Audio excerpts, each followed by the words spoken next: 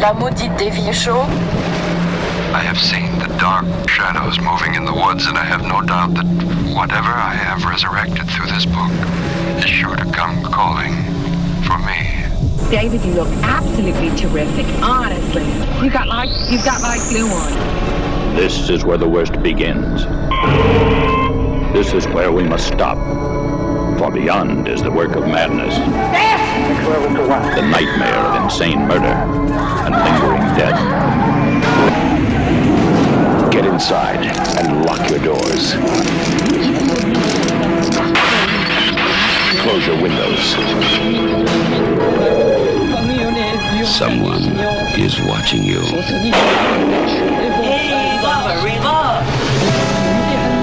Someone is waiting for you.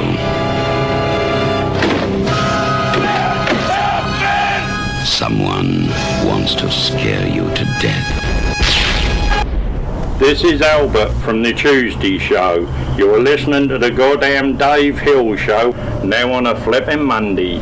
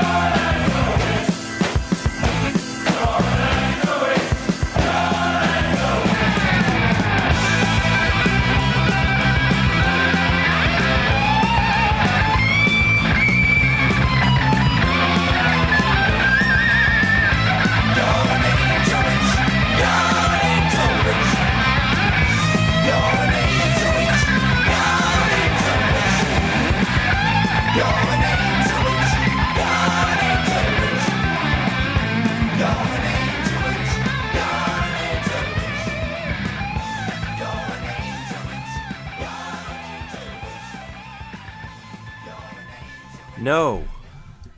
No. No. You're an angel witch. Thank you. Nailed it. I really stuck the the landing on that one, I feel like. It was the dramatic pause. It felt, that's training. That's training. Hello, and welcome to the Dave Hill Goodtime Hour with me, Dave Hill, from before. Hi, how are you, everybody? How are you doing, New Jersey chicken rancher Dez? I faked you out, Chris, because I know I usually go Chris Dez, and I was like, why is it the same order every time? I took the beat too. See? Yeah. I'm doing great. Thanks for asking. You look great. Had a good weekend. Got out a little bit. What did you get up to? Was there a lot of chicken fun? Some chicken fun. We hit the road. We spent the night in Bethlehem, Pennsylvania. Lovely Beautiful this time of year. And then we went to a drive-in movie on Friday night. Oh my gosh. Whoa, what'd you see? A couple weird Jodorowsky movies. Oh, did you see Holy Mountain? Holy Mountain and El Topo, double feature. Oh Yeah. My gosh. Good time. Your friend Sue Braun says hello, actually. She joined us. Oh, nice. Tell her I said I love Sue, and I was going to say, I love your wife, in a totally appropriate way. But Cool, that's cool. any woman that'll go see a double feature of Holy Mountain and El Topo with you. We learned some things. For sure. Don't ever let go. No. Holy Mountain, if you haven't seen it, Chris, have you seen it? I haven't, no. I've seen El Topo. Oh, really? Yeah. Because usually it's the other way around with most people. Like Yeah, me, for example. I've not seen El Topo yet. I saw some documentary about like midnight movies, and El Topo was one of them, and that's like I went out immediately and watched it. I know I was talking a big game like I was an authority on Jodorowsky, but I've not seen El Topo. I've only seen Holy Mountain. And I've listened to the soundtrack. I used to play on the WFMU show Holy Mountain soundtrack as bed music often, not to brag. I could see that working out well. But Holy Mountain, I love it, well, for many reasons. It's, given that, I come from a simpler time here on planet Earth when, like, you could fall asleep in front of the TV and there would only be, like, a few channels still working. Yeah. Right. And you'd be like, where did everyone go? And you would wake up and there would be a movie on and you'd be like, oh my god, what is happening? That's the feeling that Holy Mountain gives. No matter what time of day you watch it, you feel like you've fallen asleep on the couch and woken up confused at like 4 a.m. It holds your interest. I mean, it was playing until about 2 a.m, and we stayed with it. It's really great. I retained a little more of El Topo, to be honest, but like I said, it was after midnight for most of Holy Mountain, but I was along for the ride for sure. I remember the gist of it at this point. I may be getting some of these details wrong, but maybe you'll jog my memory. Well, just in the making of the film, supposedly it was paid for by John Lennon and Yoko Ono. Right. And Alan Klein, that production company. And they, like AKCBK, whatever. Abco. And but then in like pre-production, Jodorowsky, in his infinite wisdom, supposedly, someone should look this up on Wikipedia. It can be you, Chris, if you want. It doesn't have to be. But supposedly they went to wherever, and for a month they did pre-production in the form of Jodorowsky just boning everybody. It's the 70s, man. That's wow. Which is, he was an auteur. He needed to get into the right you gotta. I need to know who I'm working with. I'm gonna pork everybody.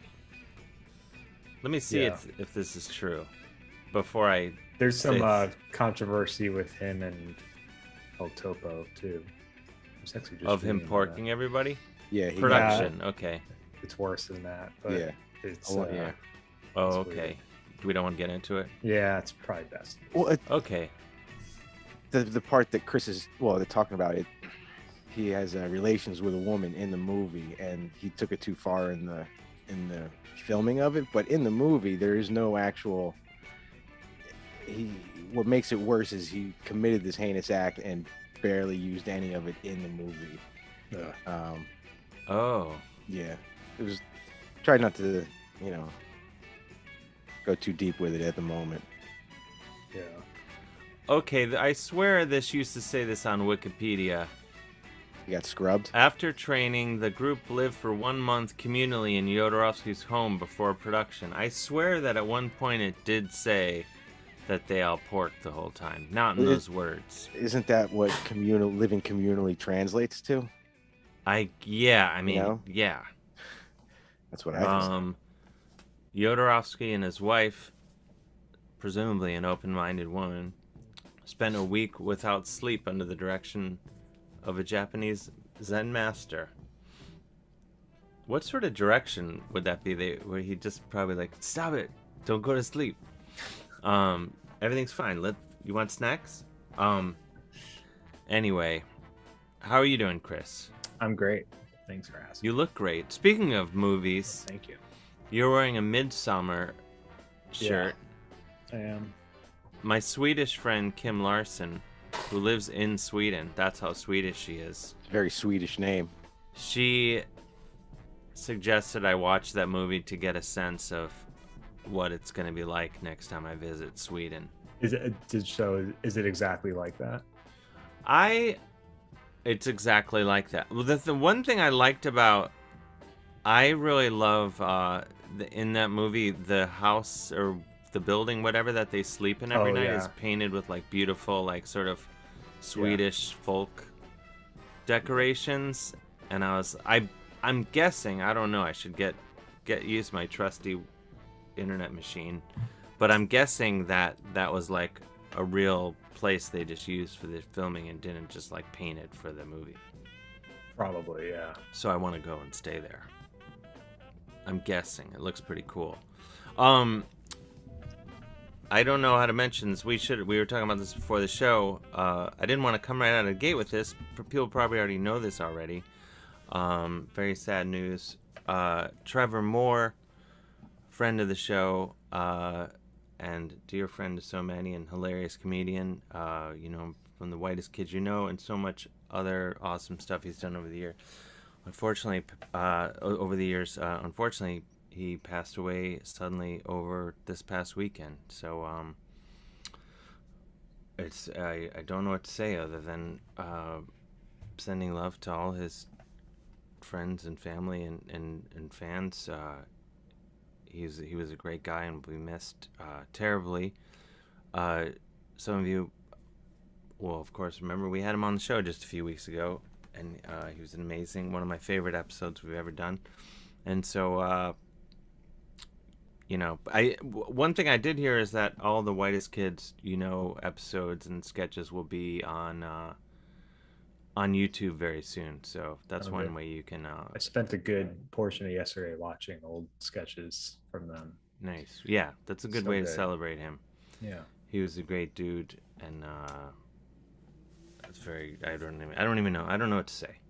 Yeah, but not much. Yeah, I know. I think his family's doing a fundraising benefit online. I wish I had more details, but they are doing some memorial for him for autism. There is a fundraising for. We should get that organization. Put that in the comments. There'll be a memorial coming up soon. But yeah, it's all just happened. A couple days ago. So shocking. Yeah. Sad news. I don't know what to say. So much love to his family and his friends. Absolutely. So yeah. I guess we can celebrate him tonight by being as silly as possible.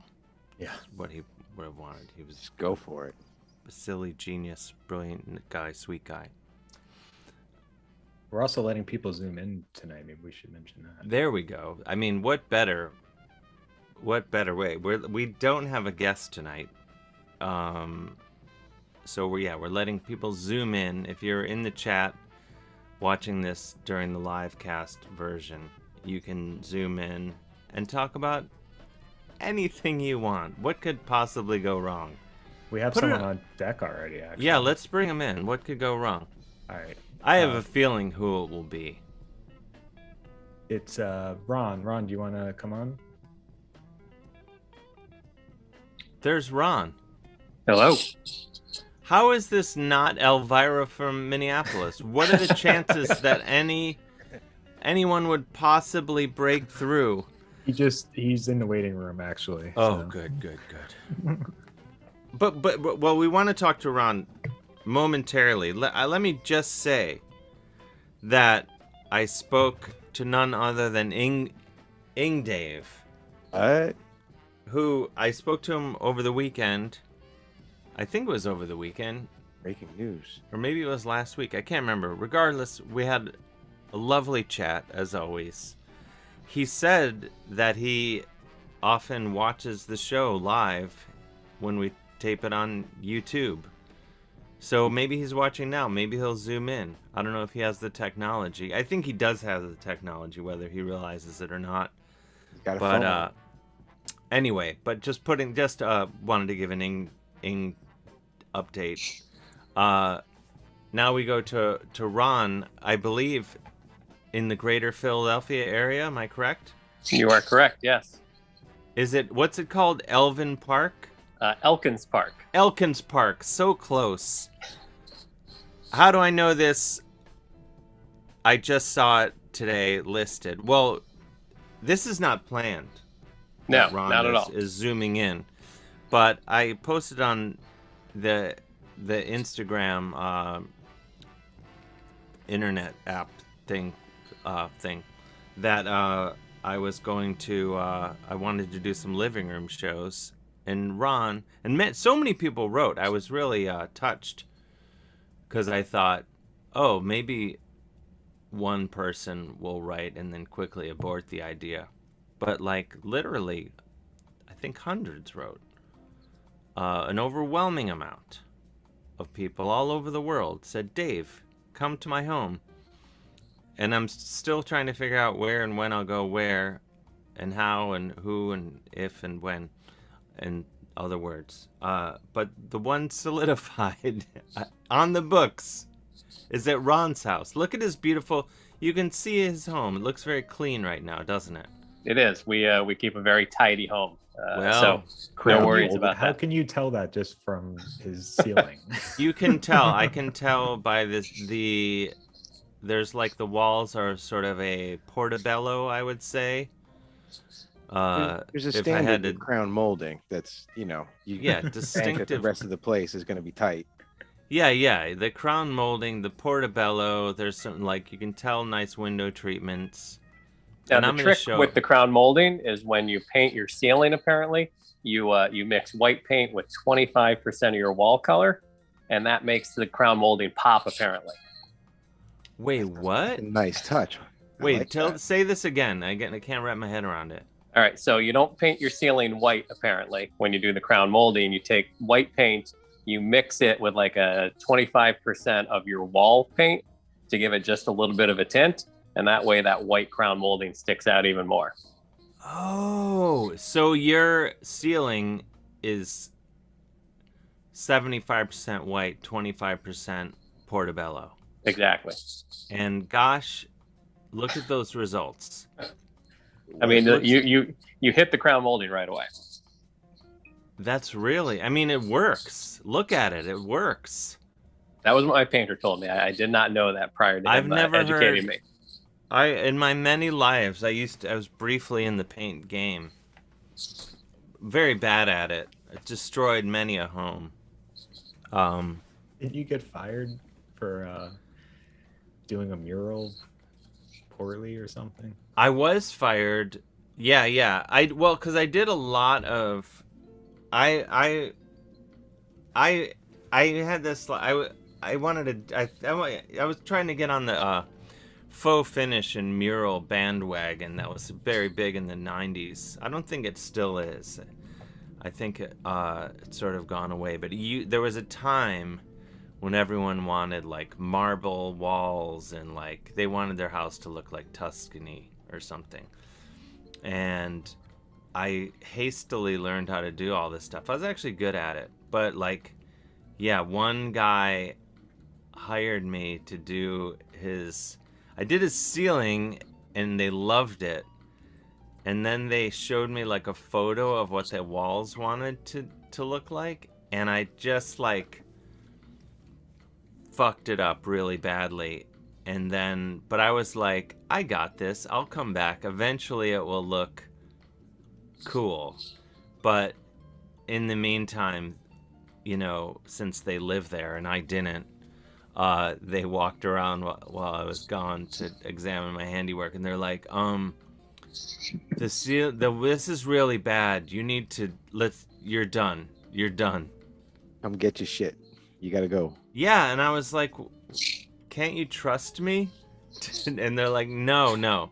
I think what happened was they did love the ceiling, and then his wife freaked out on him about what I had done to the walls, and he was just like, I need to just abort this for my sanity. And yeah, it was pretty awkward, but whatever. You know, I was just a kid. I couldn't have been more than 30 years old. Oh my gosh. Yeah, it wasn't a good time in my life, really. I was painting houses at the age of 30 as well. I can vouch. It is not a good time in life. Well, it was like, I think well, wait, let me think. I may not have still been, I may have been younger than that. I could be wrong, but not by much.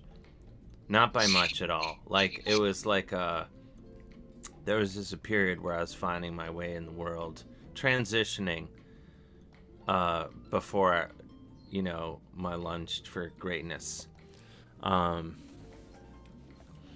Yeah. Anyway, I digress. Thank you for the painting. We'll edit out this whole thing of the podcast version. But thank you for that hot paint tip, Ron. I'm just saying, I'm very excited to see your house in person, October 22nd. That's right, Friday night, October 22nd, here in Elkins Park. Yeah, there's an Eventbrite link already that I will get out there. We don't want, you know, your house to be inundated, just tastefully attended. Yes.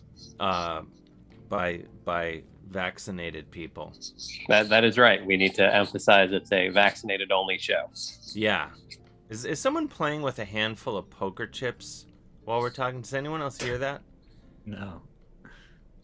I hear it, but it's not me. I don't know what it is. Yeah, I hear it too. We can't. I mean, I have a number of cats that are running around, but I don't think they're playing poker. Well, that we know of. We can't that possibly we know. But this isn't why you zoomed in. What's going on with you, Ron? What's on your mind? You know, well, I was thumbing through Facebook and I saw that, and this is very random, that Catherine Zeta-Jones is going to be the new Morticia Addams on the Netflix reboot of The Addams Family. And I don't know how to feel about that. I support it, I think. I'm interested. Who knows? I feel like I haven't seen her in anything in a while. No. So it seems promising, but it's, you know, it's Netflix. It's always 50-50, it seems. Is she like a defined lead at this point, or they just haven't cast? Apparently it's going to be like premiering later this week. No shit. Oh my gosh, it's all happening. It's all coming together. Netflix, you know, not an obvious observation, but I'm overwhelmed by it. I also don't trust it because there's so much stuff, and they're like, these are the #1 things in the country or the world, right?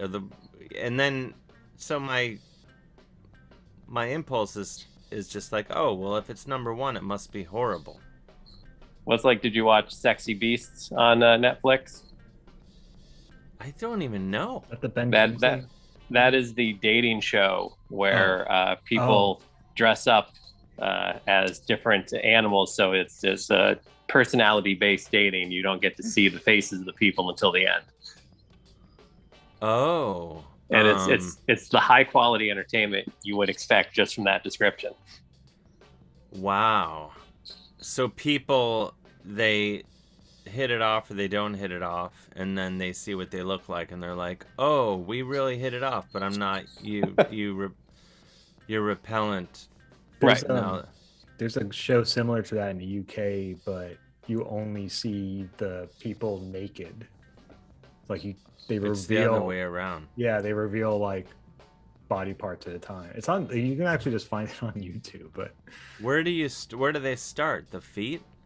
I think they start in the. Yeah, I think they start with like your like the genitals. They start down with the here. junk? Go And right. They just go right there. They go up. Oh boy. I'm trying to Yeah. think how I would fare in this one. Old. I feel like it would start off fine. Maybe great. Don't even know. Then it would go downhill. Stay downhill. And not that good. I don't know. Maybe I should enter this show. Tattoos would help. Some I sweet know you're tats. anti, but I'm not tattoos- anti-tat. kinda. I just don't. I just don't. It's not for me. Yeah. If I like something, an image, I'll just draw it or paint it myself and hang it on a wall or get a photo, whatever. I don't know. I put the wrong Zoom link in the chat. FYI. So Asshole. Well, there's the problem. That's the problem. No, I just put the right one in. So How did Ron get through? Because well, in the YouTube description, the link is right. I just now pasted the wrong. Do we have any super chats? We got to get some super chats happening. Yeah, we do. Brendan O'Dwyer. Checked in. Just as I live and breathe. Wait, he just says that he didn't say anything. No, he didn't. Maybe he Gotta says, follow it. Ron, I'm moving from NYC to Westchester, PA, October 1st. Is that There you go. anywhere near you? So that would be it's about probably 45 minutes. Okay, well, I would say Brendan should come to your house October Definitely. 22nd, because I'll be there My birthday. in the living room performing right. my heart out. Our What could good friend possi- Finnegan will be there as well. Oh, I love it. Can't wait. We do have 6 cats, so if you are allergic, take your medicine prior to attending. I'm allergic. Get your tracheotomy ready. No, I am allergic to cats, but I just can't hold them up to my face. Yeah, I'm allergic too, so it's great. Take a Oh, couple really? Benadryl on the way in, you'll be fine. Be a good Yeah. No, too. I don't believe in like taking medicine. I'm not an anti-vaxxer, but I am an anti-catter. No, I don't want to take medicine so I can be around cats. I would just rather avoid cats. Not that I see them and I'm like, ooh, look at that kitty. That's a fine kitty. And then I make high-pitched noises or whatever noises I feel they might like. And then go on about my day. So there. Benadryl makes you all sleepy. That's why it might be good for the show. My Extended shows version. are already pretty low-key That's fair. affairs. That's a fair point. It's like cool jazz. Or I cool don't know. I jazz. saw you at First Person Arts in Philly, and you were shredding it with the guitar. Wait, First Person Arts, which... Oh, the one... That was the show... Fringe Arts. That's what it was. Was that the show that I did? It was Friday, January 9th, 2016. No, it was. Trying to think. It was in a church in Old City, Philadelphia.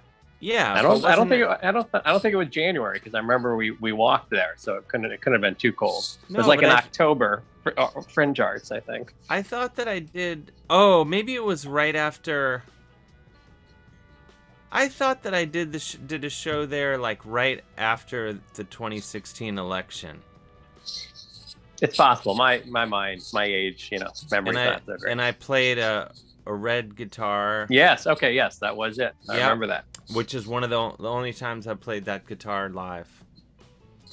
I could tell you exactly what I wore that night too. I remember the show because it was right after he who should we not mention took off or was elected, or maybe it was right after. Oh wait, no, it was in the fall because it was after the election. It was not. I have my head on my butt.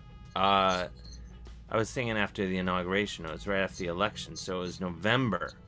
It was November 6th. It was November 9th. No, wait. 11, 9, whatever. It was, I don't know, it was the Friday after What's-His-Face won. And I remember, felt like I had my work cut out for me, making the people laugh in dark times. You were hot those days. I saw you then, yeah. You were looking for it. Oh, I know. I think I said, like, things that made people uncomfortable on stage that night a little bit. There was a lot more cursing from you than normal. Yeah, and I think people were like, hey, whoa. What are you gonna do? I don't know if I've been back to. No, I've performed in Philly since then. I don't know why I thought I didn't. I've performed in Philly many times since then. Yeah, you did that outdoor show at that bar and restaurant that had the horrible audio system. I did. Yep. Just proof that I will agree to just about anything. I've the full range. I've played town hall.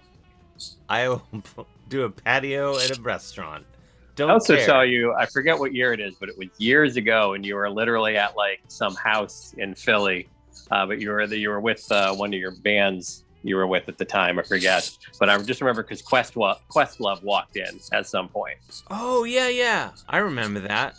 And that was when I was like, you know what? I didn't think I was cool enough for the room. Now that Questlove's here, I know I'm definitely not cool enough for this room. Yeah, I remember that. It was at some place. I can't remember what it was called. It was some like house/arts place. I was playing there with Walter Schreifel's band. Yes. Yep. And Questlove was there. Yeah, that was probably like 10 years ago. Yep. But as I recall, I think Questlove might have left before we went on. I know I shouldn't admit to such a thing, because you want to get the Questlove cool points. Right. But I don't know. I don't know if he... I don't know. What are you going to do? What are you going to do? If you were me, you left. You really left before we even played because you couldn't handle that Questlove was there? You know, I have social anxiety issues at times, so. But wouldn't the presence of Questlove bring you comfort to be like? I could see how that'd be. I mean, he's like.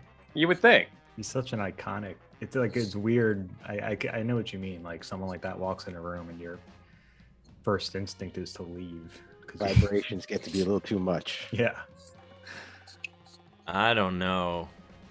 I disagree. I think you should just be like, oh, more fun. Questlove's here. Right. I've almost never been in a room with Questlove when he didn't start playing music really loud. Really? Which is to say I've mostly been at things that he's DJ'd, and he plays the music so insanely loud that you have to leave. So then I'm like, well, I have to leave now. Because Ron was ahead of the game. Questlove is playing music very loud. Yeah, he was ahead of the game. I was worried that he might roll his equipment in. I was like, let me just, He might start DJing. That Questlove. I thought you meant he just like walks in with like a Bluetooth speaker blaring music. No. He's just like, he DJ'd at Heidi Klum's Halloween party. Oh, wow. At least one of the years that I went. And One of them. One of the years. Chris, did you catch that? One of them. One of them. So you've been to multiple Heidi Klum Halloween parties. I would say that I've been to 2 Heidi Klum Halloween parties. I'm surprised. That's a name drop. I thought she hated comedy. That's an impressive name drop. They always show her like criticizing the comics on America's Got Talent. I don't know how, I think she lets comedians come to her parties though. Sure. You know, All are welcome. all are welcome. But yeah, he DJ'd. I'm not complaining. I mean, I know I'm more of a quiet. I like low volume. That's my thing. More of a lounge vibe than a club, per se. Or even, one of the many things I love about the UK is they rarely play music in bars, pubs as they call them. It's about the talking. Yeah, because the idea is so you can hear each other and you can talk. And it's amazing. I love it. You can just hang out and talk. And it's not hard. But in America, there's the volume equals fun equation that someone came up. The louder it is, the better time. The less we have to actually talk to each other. Have you ever been in a bar where the music wasn't loud enough, though? That's impossible because I always want the music to not be on, period. Well, I went, remember there was the actual Coyote Ugly bar? Oh, in the East Village? Yeah, the one time I went there in 2004 or something, they they dance on the tables and stuff. And I just remember Pour Some Sugar on Me came on, and then this girl was just dancing on the bar, but lip syncing, but it was almost like you could almost hear the sound of her lips moving because the music just wasn't loud enough.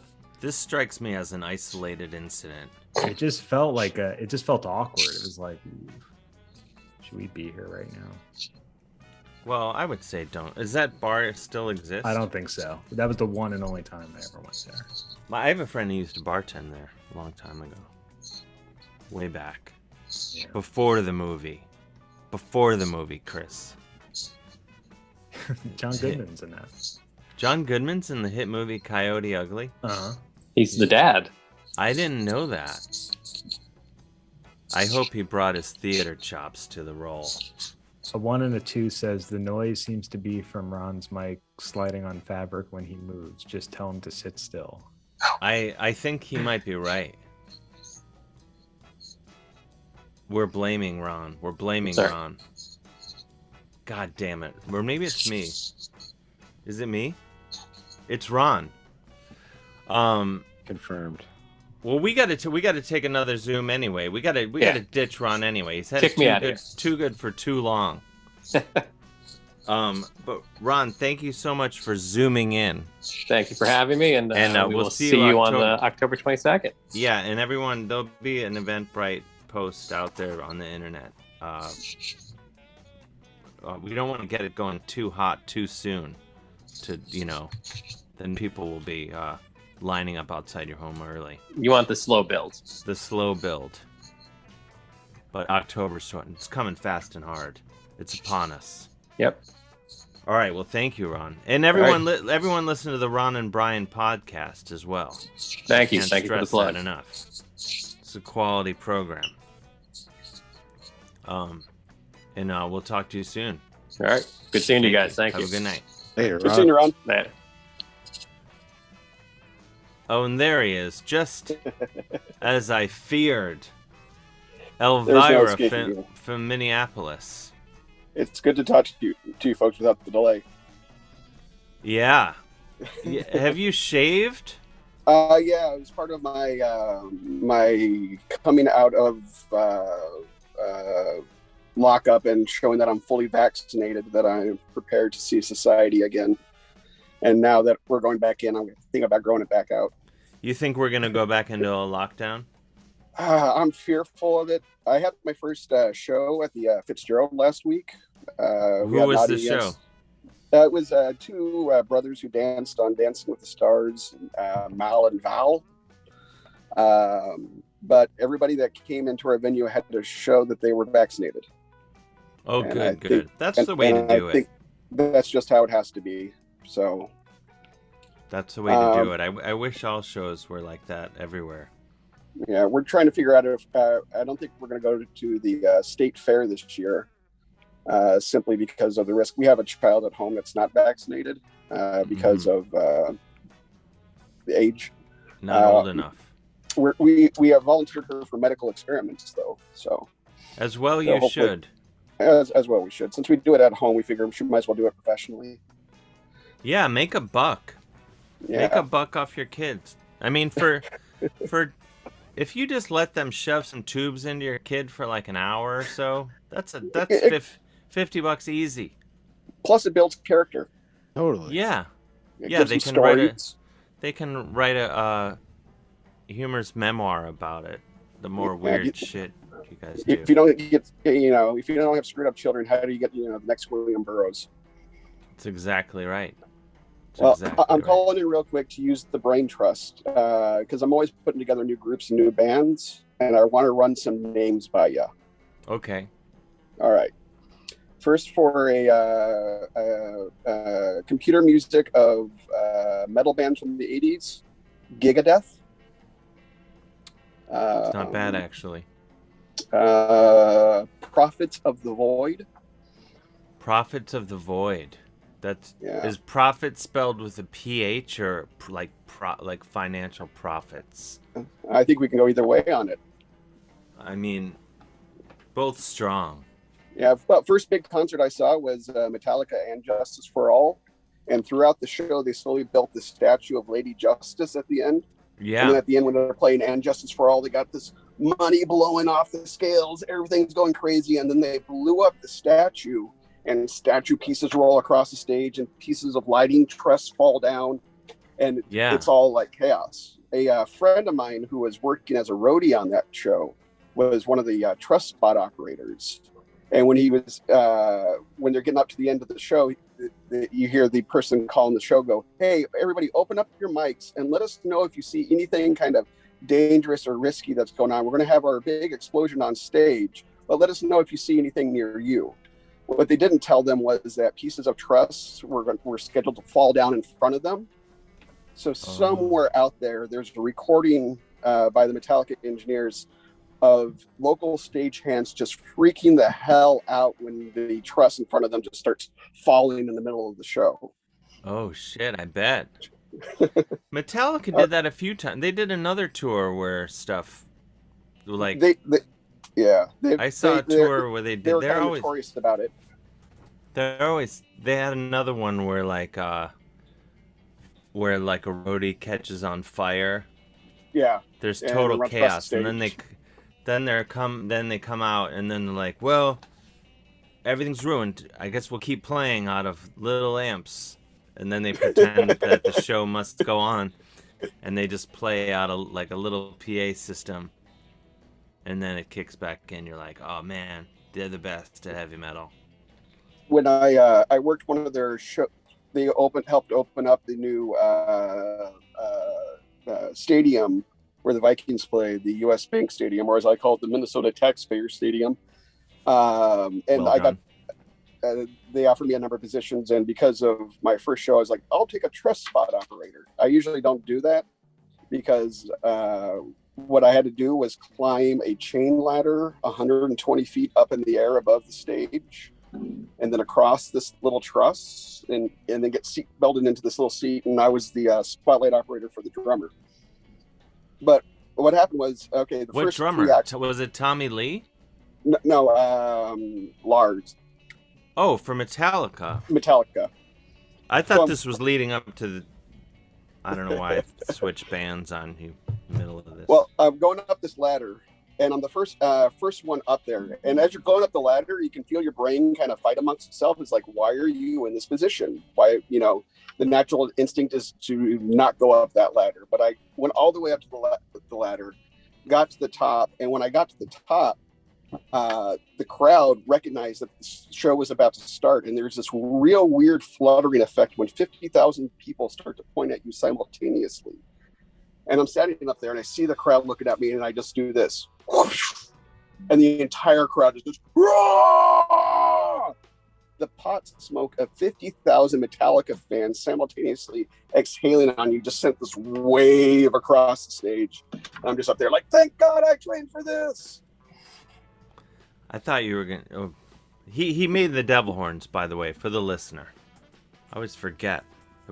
Can't see. Most people cannot see what's happening. Well, thank you, Elvira. I say Prophets of the Void is the best. Go with that. I have two more real quick. Okay. One is a city stomping monster band called Kaiju Agugu, and the other is Black Hole Tsunamis. What is it? Black Hole Tsunamis. It's an actual physical event that I just found out about today. No, Prophets of the Void is the best one. All right. I appreciate you, and I appreciate Hands your time. down. And thanks, Chris. Thanks, Des. Hey, and Chris, congratulations on the Mary Jo show. She's a lot of fun to work with. Oh, thank you. Yeah, she's the best. She's going to be on this show next week, actually. Oh, fantastic. Yeah, coming fast and hard. And also, big hearts out. I'm just wrecked by our loss of Trevor Moore this past week. It's horrible. His combination of comedy and music is phenomenal, and I really hope the best for his wife and kid. So yeah, absolutely. All right, take care of all yourselves out there, and our lives are better with you in it. So keep it that way. All right, thanks, man. Have a good night. Right. Take care.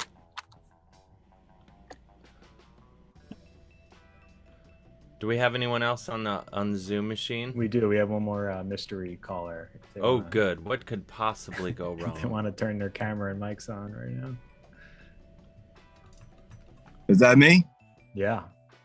All right. How you guys doing? Sorry if you can't see me. Oh, we can see you. Who is this? Who are you?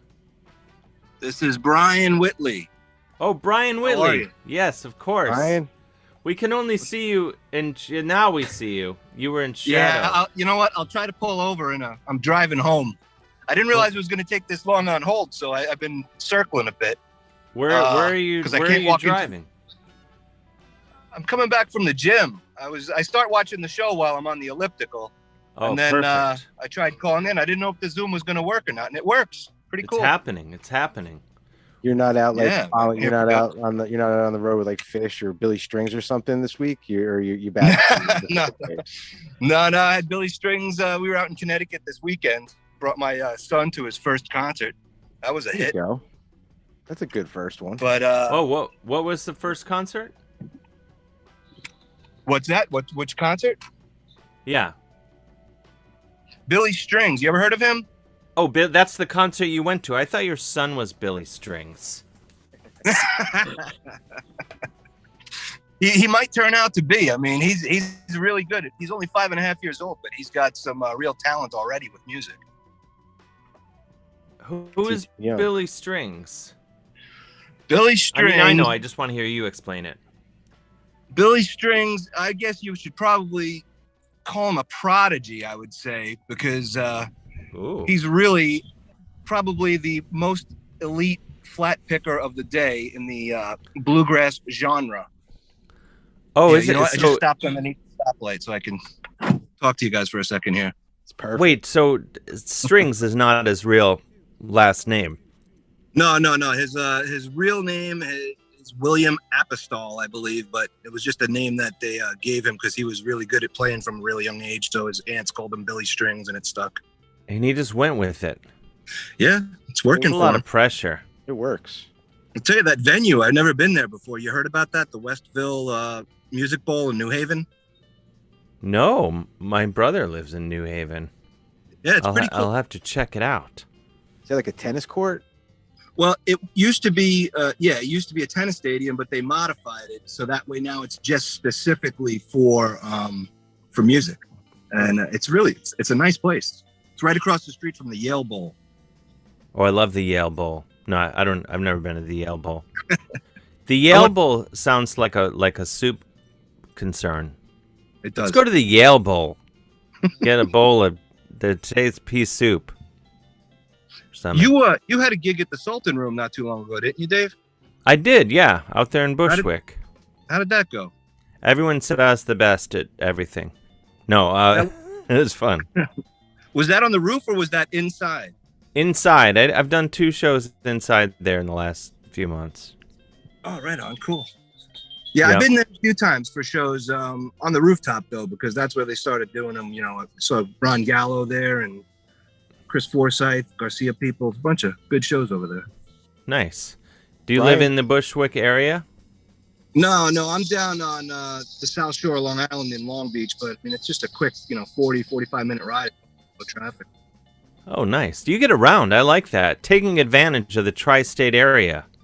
Oh yeah. I gotta get out and see as much music as I can, man. I'm vaccinated. I'm ready to go. Waxed and vaxxed. What's that? Brian doesn't miss a show. Everything, like 3 or 4 nights, he's back at it again on the road. I respect it. Respect. Yeah, this week I got Modest Mouse on Wednesday at Brooklyn Steel. That should be pretty good, hopefully. Ooh. Haven't seen them in a while. When am I going to get to see you, though, Dave? Well, I'm glad you asked. This is a perfect transition to say September 1st. I'll be at Littlefield. Nice. Hosting a little show called Jailbreak. A comedy show where I'll be doing comedies. Who else on that show, Chris Gersbeck? We have Liz Mealy. Where do we lose Chris? Who else is on Jailbreak? We have Emily Flake. Emily Flake, Liz Mealy, Liz Glazer, and Frank Conniff from Mystery Science Theater 3000. What a lineup. Yeah, it's going to be in your host. It's going to be great. That's September 1st. I might rip some solos. At Littlefield. Tell some jokes, or my best approximation of them. And then the next night, September 2nd, The Mighty Witch Taint is playing at Mercury Lounge. Oh, no way. Our record release party, yes. Record release party, a year and a half after our record came out. We're playing September 2nd with Mirror Queen at Mercury Lounge. Then, as if that's not enough, I'll be at the High Plains. This is in Denver. I'll be at the High Plains Comedy Festival. All sorts of things happening. Right on. I'm gonna have to try to get a Denver. ticket for that little. Oh, you got to. You better get a ticket for it. Oh, you're going to be there September 1st for Jailbreak, hosted by me. What? How many people does it hold? That's a Chris question. How many? I think it holds what, like 150? Littlefield? God damn it, Chris. Sorry. How many people does it hold? 300. No, it doesn't. Well, they have room for 100 people to sit, and then there's like some overflow for standing. So. They can fit 300 people in there? Yeah, according to them. I did not know that. That's wild. They say 350 capacity. I think it's less because COVID restrictions. Right. They're keeping it a little under, but you want to keep that then like around 150. Yeah. Is that what neighborhood is that? Is that Williamsburg? No. What would that be? Park Slope? No. Gowanus. I don't know why I said Park Slope, like some guy who doesn't basically own New York City. It's crazy because without Waze, I would get lost in Brooklyn constantly. All these places, man. I go there all the time, but I couldn't get there on my own. Well, you're in for a treat. It's over there on Sackett Street. Between, I don't know, 4th and 3rd or something. I don't know. Right on. Cool. Well, hopefully I get to see you there then. If you don't come, I'll freak out. Everyone should come. Yeah, I just put the link in the chat. Everyone's got to. Oh, you know what? Real quick, I thought of while I have you here. Maybe I missed the show or something, but is there any update on the ramen guy? Did he ever go back into the joint, or is he still out? Scott from Otisville, I believe, is still a free man. I believe nice. So. Yeah. Good to hear that. As far as we know, he is still a free man. I believe he's doing well. I spoke to him a few months ago. I believe he's doing well. I believe he's in the furniture game now. Ah, cool. He's gotten out of drywalling. I was just thinking about that show that you guys had down at Monty Hall with the art show that one year. That was really fun. It was a good night. Yeah, that was a super blast. Yeah. It's a historic evening. Did you right on, historic guys. history? Did you buy Scott that? I want to take up your whole night here. What's that? I was asking Dave if he bought Scott that ramen sweatsuit, or if I bought it for him. You did, right? Yeah. Okay, I want to make sure. And it was my treat. Man gets out of prison, give him a ramen hoodie and pants. Send him on his way. Least you can do. You know? That night. Oh, that was super fun. Super good times. Right on, guys. Well, thank you, Brian. We'll see you September 1st for Exactly. Jailbreak at Littlefield. Thanks Tickets for still accompanying me on available. my ride home. I appreciate it. See you later. Drive safely. All right, guys. Take it easy. Hey. We will note that Brian Whitley kept his eyes on the road while zooming. We do I was not worried. encourage zooming while driving, but he did. He was driving safely. Yeah. Oh, the modern world. Trying to get The Neil's on, but he's having some tech Niels. issues. He's always good to hear from. Yeah. I'm loving the jams. The background jams. I should note that I've dropped about 7 guitar picks at my feet during this show, even though I haven't been playing guitar. For whatever reason, I've been handling them. It's a comfy looking chair you got there. Is that like a gamer chair? Yeah, it looks like a gaming chair. It's not a gaming chair. I'm a grown man. Such a gaming chair. It's not a gaming chair. But there's It might speakers in that be headrest. it might Does be it- a gaming chair Does actually. it vibrate? Yeah. No, it doesn't vibrate. I'm a grown man. Does it have a USB plug-in for like your controllers in case the battery dies? You can kind Like of. USB port? It's not a gaming chair thing. No, I don't know. I guess it does kind of look like a gaming chair. I almost did buy a gaming chair because it had like cool. It was part blue and part black, and I thought it looked cool. They do look very comfortable. And so I was gonna get one for my office just because it had color on it. But then this chair, which is black, for the listener. Matt Arnold in the chat said, "Nice gaming shirt, Dave." Gaming shirt? I'm not You wearing. said I'm gaming wearing like a button-down knit shirt. It's very stylish. Gaming shirt. You can go straight to hell, Matt Arnold. I hope he super chatted that. Did he? No. No. Because you got to pay to insult me on this show. I'm enraged. Do we have any Zooms on hold? No, not right now. People have lost the Zoom fire when they see how I snap at people for no reason. Dan Wally says it's actually a Brady Bunch shirt that you're wearing. Oh, he can fuck off. No, he's actually kind of right. It is a bit of a Brady Bunch shirt. It's definitely in that family, so to speak. I think everyone's super jealous of my shirt, basically. It's a cool shirt. It's pretty cool. Chris and I are kind of matching today. We both have white shirts with blue. Oh yeah, collars. look at that. You got the Philly Boy Roy shirt. Really, yeah, I lost a couple pounds so I can fit back into it again. Oh, Nice. Philly I Boy would Roy. Wear it for 2 days and then it's done for another 6 months. What do you mean? You put the weight comes back fast? There's a certain number where if I have like 7 or 8 t-shirts that I can't wear if I'm above like 195. So- But like for whatever 4.5, and they just fit a little better. You just More hit a comfortable, sweet so. spot there for a few days. And then you can enjoy I'm here right now. So the luxury. It's nice. Yeah, It's I like nice a being nice able to fit into white tight shirt. clothes.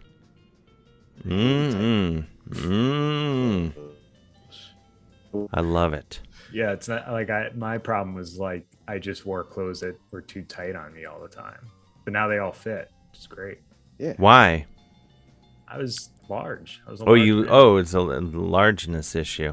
Chris Yeah. is like half the man was when I first met him. It's amazing. But it's like I'd buy the clothes that I'd want to wear at this size, but wore them when I was 50 pounds heavier. So He's lying to himself. Now it all Well, fits. because in the store they tell you, they're like, yeah, that looks great. It's supposed to be snug. You look great. liars. I hear you. Matt I hear Arnold- you. Matt Arnold has a super chat. He wants to know where people can buy a gaming chair like yours. Okay. I will honor this. I think I got it. You gonna wear that to E3, Dave? Thanks, Matt. What's E3? It's like a huge video game conference. There's no way you'd have to. Well, I was gonna say there's no way you could get me to go, and I was like, I'd probably do it for a couple $1,000. Sure.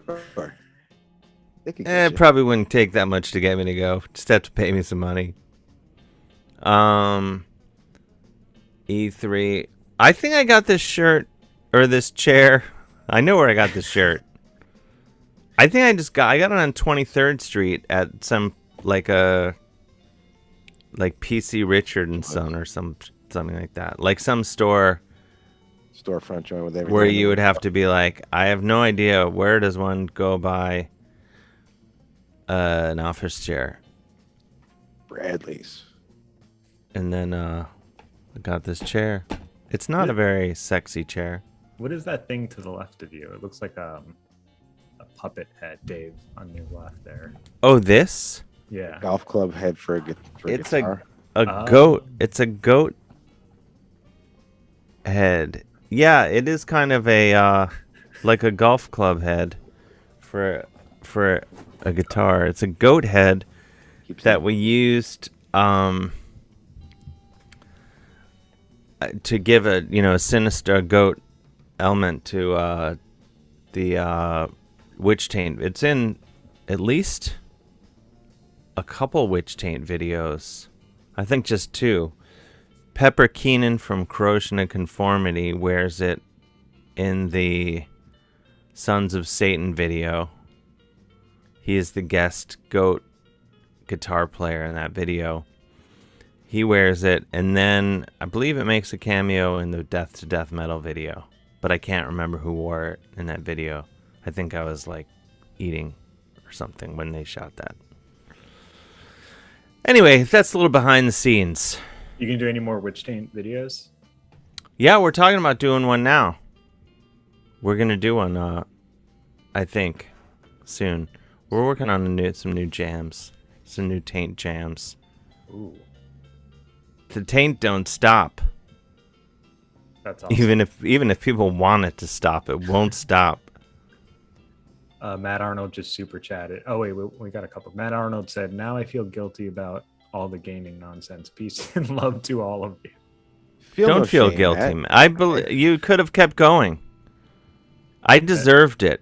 I mean, because the fact is, I wanted to buy a gaming chair, but I can't remember why I didn't. I think it was because it didn't recline. It wasn't like, what's the word? Comfortable. It wasn't comfortable. And then this chair, I've barely used because I only just recently got a carpet in this room, so I don't just slide all over. Because when you have a rolly chair on a wood floor, yeah, you're cruising all over the place. It's nuts. It's fun though. So I finally got like a carpet that you're supposed to put under chairs like this. I'm all grown up. Look at you. Look at me. Got your gaming, I have a goat mask. Gaming chair, your gaming shirt. Yeah. Goat mask. I've got my shit Coolest together. closet ever. It is turning into a closet. This is actually a bedroom, but it has so much stuff in it that is basically starting to look. That's a full-size bedroom? I mean, if the previous tenant hadn't gotten this installed, they installed some sort of closet, and had they not done that, you could have put a bed against the one wall. Assholes. And been like, here, take a nap. Or Elvira whatever. Elvira did have another super chat though, where someone Bring snuck it. in his house and shrank all his pants. This goes back to our weight and wardrobe conversation, just to get that out there, make sure we covered them. I'm glad. Yeah. I swear, aside from my big plug for PC Richard and Son, there's a company that I get jeans from, the brand of jeans that I wear, you might say. Mm-hmm. I have worn the same size for years. Even when I was 25 pounds heavier, I wore the same size. Then I lost like 25, 30 pounds, and I bought a new pair, and they were like too tight. So I went back to the store and I was like, you guys changed your sizing. And they're like, no, we didn't. I'm like, yeah, you did. Yeah, it must have. because I have like a bunch of pairs still. It enrages me. I even emailed the company. I was like, why did you change your sizing? And they basically tried to call me fat. Maybe they tagged it wrong. They may have tagged it wrong. I don't know. Was it just the it's one not a pair? good size. I'm hoping to tell this story on the moth. It's pretty good. Did you try multiple pairs of that size? I bought 2 pairs. I bought 2 pairs in that size. Both of them were. They were both wrong. Oh. Because I thought, they're like, well, it's supposed to stretch out over time. They stretch out and they'll fit. But it's been like a while now. This story isn't getting better, I have to admit. Like, at no point did it have like anything that one looks for in what might be called a good story. And then weight loss, but then after that was about it. Yeah, because you're like, oh, good, self-improvement. But anyway, so I'm just wearing them. I'm just gonna keep wearing them, and then either lose weight or stretch them out, whichever comes first. There we go. Yeah. Stuck the landing. Then now that story is ready for the moth. This isn't a super chat, but Matt Arnold just said, I think the story has legs. Yeah, it really, it did. It is one of, sometimes I hear myself talk and I'm just like, stop, Dave, stop talking. Don't do that. Dave. Stop talking now. Nothing good is coming of this. Michael Braun said, Janko jeans. Were they Janko? Do you remember Jankos? I had to look. Are Janko jeans the ones that like they're like juggalos wear? Yeah, they're like 40 inches wide per leg. The legs are really. What is the? How do they make the legs so big? They just kind of like, they're kind of like bell bottoms, but they're not tight on the top. All the way up. Yeah, they just like go all the way down. So how do they fit around the waist then? Well, the waist is a normal size, and then they just like flare out basically. And then they're massive. But then who wants to walk around like that? A lot of people in the late 90s did. It was a thing. It was like the standard jean for a lot of high school kids in really the late 90s. I think I kind of missed it because I remember having to Google it and being like, yeah, I guess I kind of remember those. Was it like a regional thing? How did I miss it? Maybe. I mean, what was I doing? New York City, it was like everyone had them. Did you have them? I think I did. I think I had a couple pairs. I didn't have any. I didn't have the really wide ones though. It was like the thing was. You wanted them though.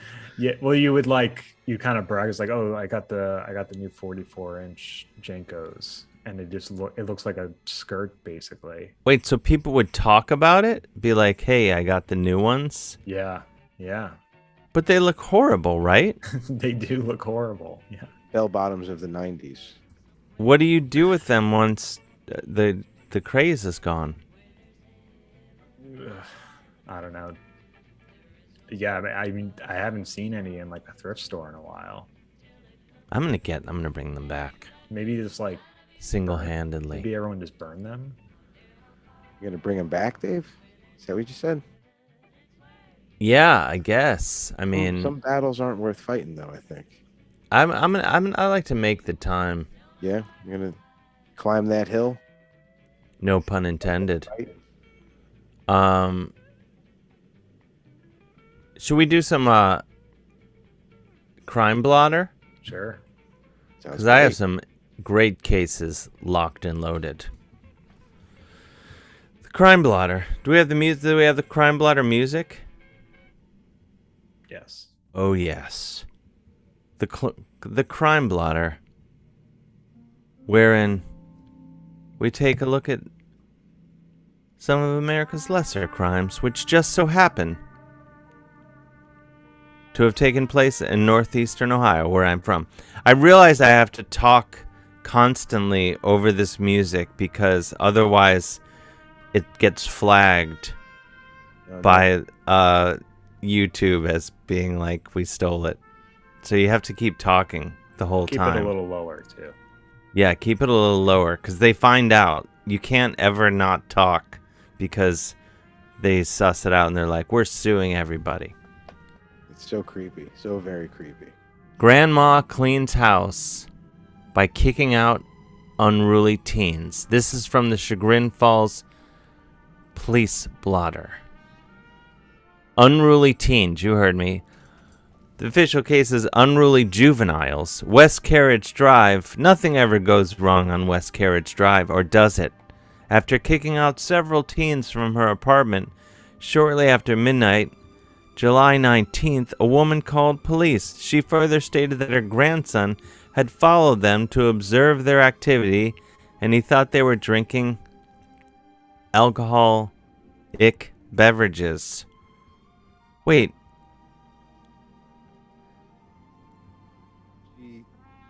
They were in her apartment, or This case is unclear because they were in her actual or apartment, or why would grandson be following? I would think he could kick everybody out at that point. I think they're trying to say that was in the building. Maybe like downstairs, in the common area. Which isn't nearly as an exciting a case as I was originally led to believe. It could be very annoying, though, if you're trying to watch your programs or get some sleep or whatever. You shouldn't have to put up with that. No, like if you were watching Sexy Beasts or something. Something like that. Whoa. Scrolling down, found property, Main Street. Main Street, that sounds like paradise. Someone dropped a wallet on the steps to Village Hall. Lucky day. A woman found it and turned it into police shortly before 1 p.m. On the same day, July 19th. Oh my gosh. This is terrifying. I wonder if it was light the cash. Dave, would you ever keep the cash if you found a wallet, drop it in the mail? Or would you leave the cash in there? I would leave the cash. I'm an honorable man. No finder's fee? Nope. Just for not taking everything, I'm going to keep this $10 here and send everything back on its way to you. That's not going to... Nope. There's no way I would take the money. This is... I found a 20 recently on the floor in a bar. And before... I did end up keeping it. Yeah. But before I did, because there was only like 3 people there, I said, hey, did one of you drop a 20? And 2 people said no. And then one person said, I don't know, I might have, which we all decided wasn't a good enough answer and that I should keep it. Because they were just like, what? There were 4 not street savvy people in that bar is what that story tells me. Including me, right? Even if I didn't drop a 20, I would have just immediately said, oh, yeah, that's mine. Thank you. Well, one person was like, maybe. Yeah, he was a fool as well. Maybe. Little more confidence. I know, more confidence, I would have handed it over. But $20 better. They were like, I don't know. A sandwich and a beer right there. Sure, make a night of it. You know? On the house. I found $1 on the street the other day too, not to brag. It's like a new dollar or an old I found a 20 once in the subway. Really? Those are good days. It's awesome. I almost didn't pick up the $1 because I thought maybe someone who really needs it will happen upon it. Or it's like attached to a string. Yeah. Or it could have been one of those shit dollars you hear about. Where you roll it in dog shit. Okay. I don't know what this is. Diffusing a complicated relationship. This is from the Moreland Hills Police Blotter.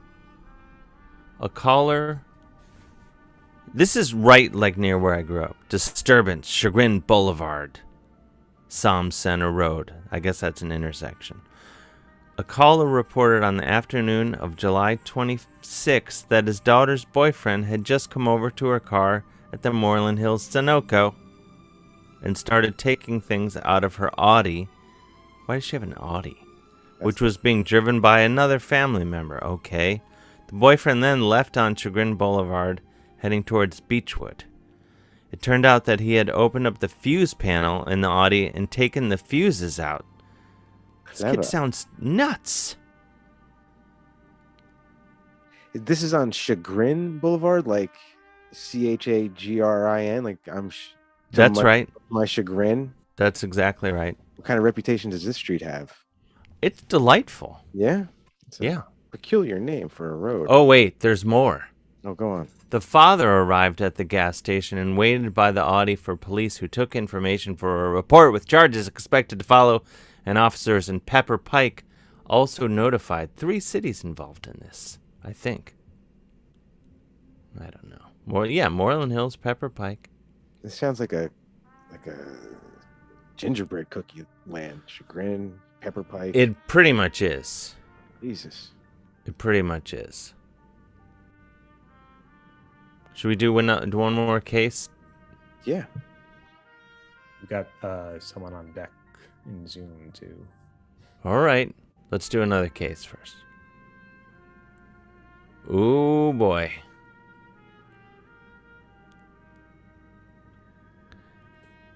Pick a winner. Improper parking leads to sticky situation. It's from the Rocky River Police Blotter. Complaint. Center Ridge Road. I know exactly where Center Ridge Road is. My high school sweetheart lived right off Center Ridge. At 12:30 p.m., July 27th, a woman reported that she had parked her car in a handicapped parking spot without a permit at the Brighton Chase Apartments. She said that when she returned, another woman was putting, quote-unquote, handicap parking only stickers all over her car and yelled at the woman for illegally parking in the spot. The woman was able to remove all the stickers from her car without damage. Man, oh man, that's cold. I've never heard of that. It's pretty vicious. I loved it. Remember when they used to like put what's it called? The like they would put like a full giant sticker on your window for parking in the wrong spot or something. Oh, I remember that. It was like a pain in the ass to get off, right? Yeah. Intentionally really shitty ones that just ruin everything. Yeah. They would do it to mess with you. I can't believe, like the city just allowed that. It's like just, you parked in the wrong place and now we're going to destroy your car permanently. I kind of like it. I gotta say. It's like Scarlet Letter or something. It is kind of like the Scarlet Letter. I like that you brought a literary reference.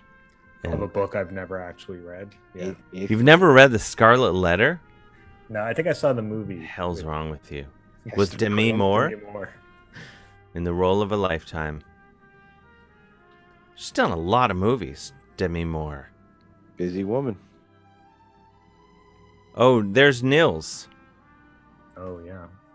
Let's take Nils. We haven't had Nils is a VIP caller. We got to take him. I don't know who else is on deck. Dave Bamundo is on deck. All right, let's take Nils and then we'll take Dave Bamundo. I didn't realize Dave was already in there. Is it working? Does the technology? I think we should take Dave because he's good to go. All right, let's take Dave. Let's take Dave. And then we'll wait for Nils, and then we'll probably be out of time. It's a Canada connection. It's a different kind of The Canada. There he is. The pride of Staten Island. Dave Bamundo. Dave B. How you guys doing? Can you guys hear me? Good. How are you? I'm doing well. You guys all look great. Oh, thanks. You look great. A lot of people are talking about it. Yeah. Cool room with the fan going. Gotta have it up here. I'm up in the attic. This is my workspace now since I've been here a year plus now working from up here. Yeah. But I had the office. The kids come up there and you're like, get out of here. Daddy's working. Pretty much. Don't go near my magazines. But I got a distress call from upstairs the other day because my wife was like, there's a bird in the bedroom. So I'm like, what are you talking about? So I go up there to discover it was a bat in our bedroom. Ooh. So oh my gosh. It was that's like common, I think. They get into things. So we're having some work done on the house. So I think where they're going to put an opening to a walk-in closet, there's exposed beams. So I guess it must have got into the attic, and there's a little bit of space there. But it was kind of freaky trying to get this thing out of there. Why does your wife not know the difference between birds and bats? Has she not been in nature? It was flying pretty kind of normally, like and kind of quickly. So if you didn't like, I mean, she was freaked out by it and left the room immediately. Oh, I see. Yeah, so I quickly saw that it was a bat. It's not a judgment. No. Not questioning her intelligence. It was freaky. Neighbors might have heard some girlish screaming, and it wasn't my wife. Proud of you. So how did you get rid of it? So I went and got a bucket and a piece of foam core, and I tried to trap it but it was elusive, Bats hate that. Hate that. So I had to whack it with the foam core. At one point I whacked it onto my wife, and how did that go over? Whoa, not great. But then I was able to whack it onto the floor and get the bucket on top of it, slide the foam core underneath it, walk it outside, and let it free. So it flew away, so I didn't kill it. Okay, good. This is good news. Yeah, so everything was... That was a real... Cool. But then one of my friends was like... One of my friends said, yeah, their bites are almost as imperceptible as mosquitoes, so you might need to go get rabies shots. And I was like, nah, it's not going to happen. So if I die tomorrow, I had a good life. Hey, You'll see it coming. You had your fun. There's been good times. I think it would have hit me by now, right? That was Saturday night. The rabies would have kicked in. Had to. Maybe.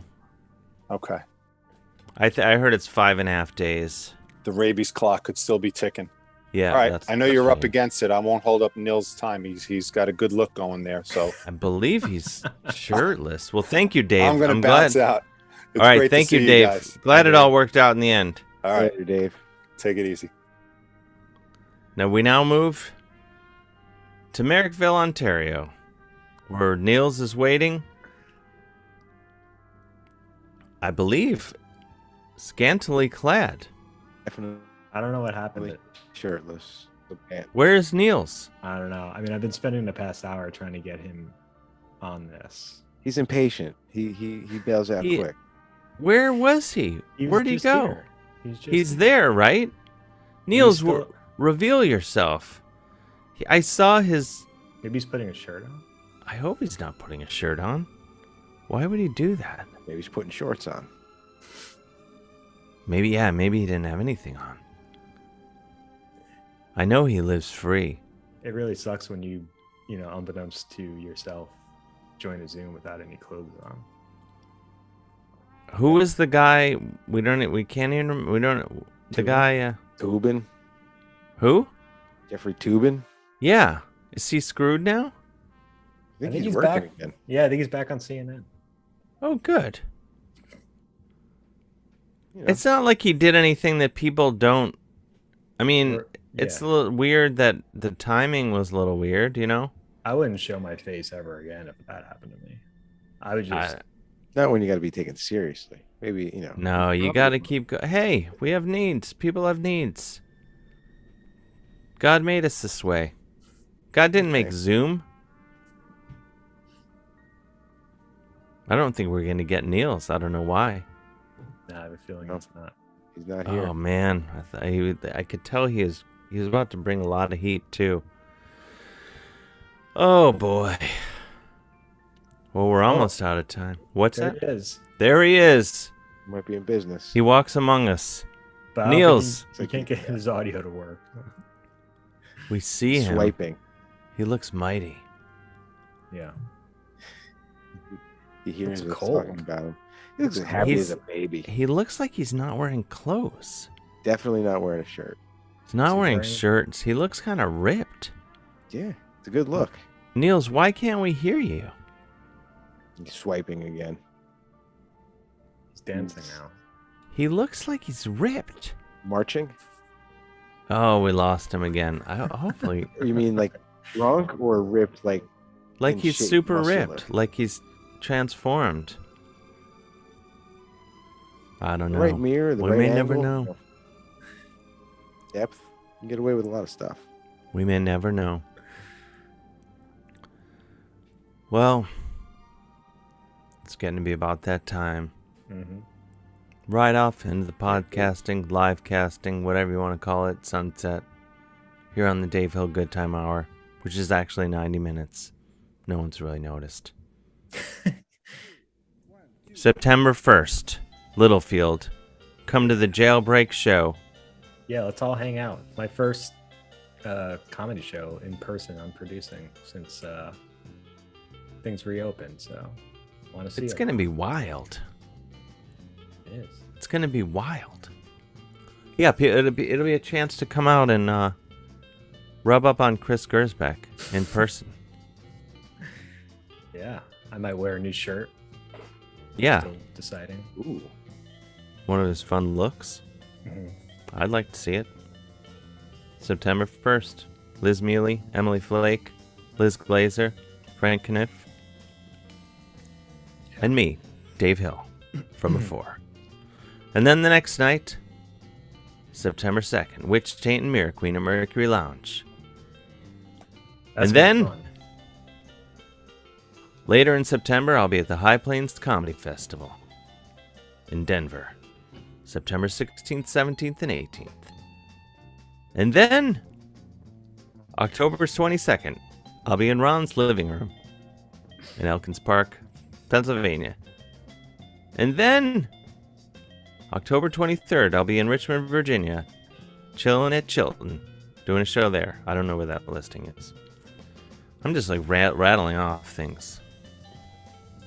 It's all happening. Thank you, Chris Gersbeck. Thank you. Boy criminal, Chris Gersbeck. Thank you, New Jersey Chicken Rancher Des. You got it. Thank you to everyone who watched in the futuristic livecast format. Thanks to everyone listening in the podcast format, which comes out every Friday. If you'd like to support this program, go to MaximumFun.org/join and give until it hurts.